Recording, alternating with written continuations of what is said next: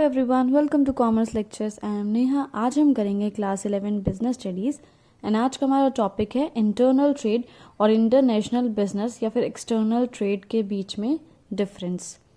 सो meaning देखते हैं सबसे पहले क्या होता है इन दोनों का।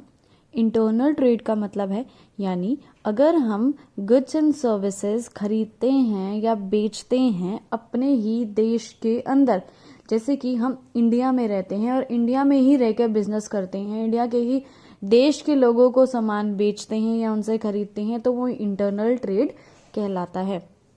देखो लिखा भी हुआ with in geographical limits of a country, यानी हमारी कंट्री के जोग्राफिकल लिमिट के अंदर, हमारे ही देश के अंदर। सो इंटरनेशनल बिजनेस में क्या हो गया, अगर हम गुड्स एंड सर्विसेज को बेचते या खरीदते हैं हमारे देश के बाहर किसी दूसरे देश को या दूसरे देश से कुछ खरीदते हैं तो वो इंटरनेशनल बिजनेस कहलाता है। देखो यहाँ लिखा हुआ है beyond the geographical limits of a country, यानी अपने देश के बाहर के लोगों के साथ बिजनेस कर रहे हैं। Second point is countries involve. Internal trade में सिर्फ एक कंट्री इन्वॉल्व होती है, यानी अगर आप इंडिया में हैं तो इंडिया के ही लोगों के साथ बिजनेस आप कर रहे हैं।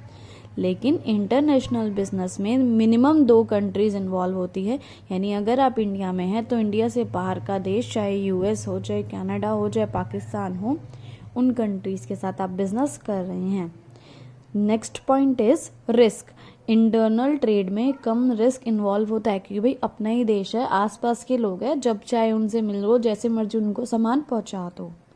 लेकिन आपका अगर इंटरनेशनल बिजनेस की बात की जाए तो इसमें हाई रिस्क इन्वॉल्व होता है। भाई दूसरे देश के लोग हैं, क्या पता कौन कैसा हो कैसा नहीं हो, एक जगह से इतनी दूर गुड्स पहुंचाने में गुड्स बीच में डैमेज भी हो जाते हैं, 100 टाइप के नुकसान होते हैं, 100 टाइप के रिस्क होते हैं, है ना।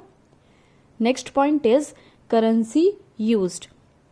इंटरनल ट्रेड यानी अगर अपने ही देश में रह के बिजनेस करते हैं तो होम करेंसी में पेमेंट होगी, यानी आपको रुपए, इंडिया में आप रहते हैं तो आपको रुपीज में पेमेंट करनी है, होम करेंसी में पेमेंट करनी है। जैसे कि आपने किसी के साथ भी बिजनेस किया तो आपने उसे 1 लाख 2 लाख 3 लाख रुपए दे दी। लेकिन अगर आप इंटरनेशनल बिजनेस करते हैं, किसी बाहर के देश के साथ बिजनेस करते हैं, तो आपको पेमेंट कैसे करनी पड़ेगी, फॉरेन करेंसी में। जैसे कि अगर किसी ऐसी कंट्री के साथ आप बिजनेस कर रहे हैं जहां डॉलर्स चलते हैं तो आपको पेमेंट डॉलर्स में करनी पड़ेगी। ऐसी कंट्री के साथ बिजनेस कर रहे हैं जहां यूरो चलते हैं तो आपको पेमेंट यूरो में करनी पड़ेगी। Next is procedure involve. किस टाइप के प्रोसीजर इन्वॉल्व होते हैं। अगर इंटरनल ट्रेड करते हैं, अपने ही देश में रह के बिजनेस करते हैं, तो कोई लंबे चौड़े प्रोसीजर नहीं है, छोटा मोटा बिजनेस आप कभी भी कैसे भी जो है स्टार्ट कर सकते हैं, इतनी ज़्यादा फॉर्मेलिटीज़ नहीं करनी पड़ती है बिजनेस स्टार्ट करने से पहले।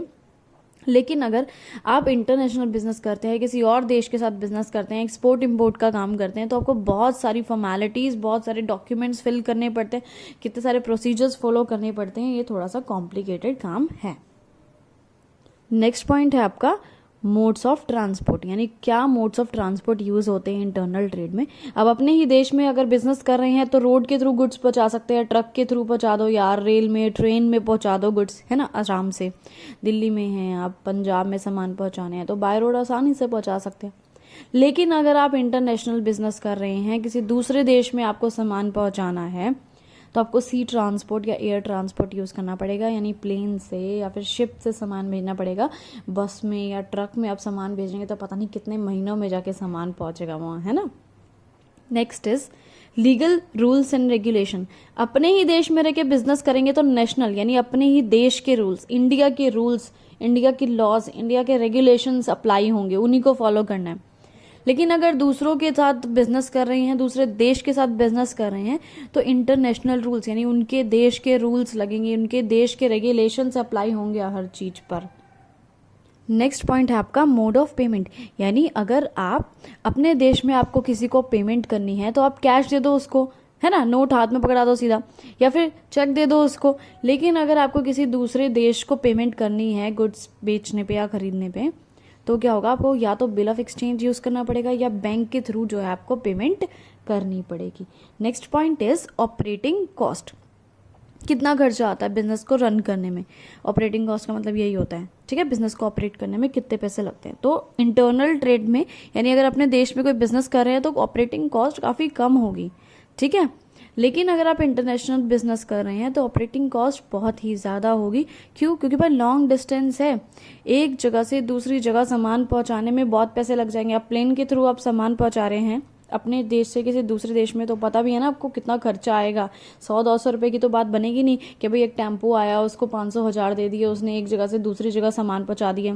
हमारे देश में तो हो जाएगा, लेकिन उस टेम्पो को हम बाहर तो नहीं भेज सकते ना किसी कंट्री में। चलो लास्ट पॉइंट पढ़ते हैं, effect on foreign exchange. Foreign exchange पर क्या इफेक्ट पड़ेगा? इंटरनल ट्रेड यानी अगर अपने देश में बिजनेस कर रहे हैं तो कोई इफेक्ट नहीं पड़ेगा फॉरेन रिजर्व पर। क्यों? अपने ही देश में है, सब कुछ रुपीज में ही होना है, फॉरेन करेंसी आनी ही नहीं है भाई हमारे देश में, अगर अपने ही देश का बिजनेस कर रहे हैं तो। लेकिन अगर आप इंटरनेशनल बिजनेस कर रहे हैं, बाहर किसी दूसरे देश के साथ बिजनेस कर रहे हैं, उसको कोई सामान बेच रहे हैं, तो क्या होगा? फॉरेन रिजर्व पर डायरेक्ट इम्पैक्ट पड़ेगा, क्योंकि भाई फॉरेन करेंसी, बाहर के देश की करेंसी, बाहर के देश का पैसा डायरेक्ट हमारी कंट्री में आएगा। तो इस साथ ये वीडियो खत्म हुआ। Thanks for watching this video. Please like share and subscribe.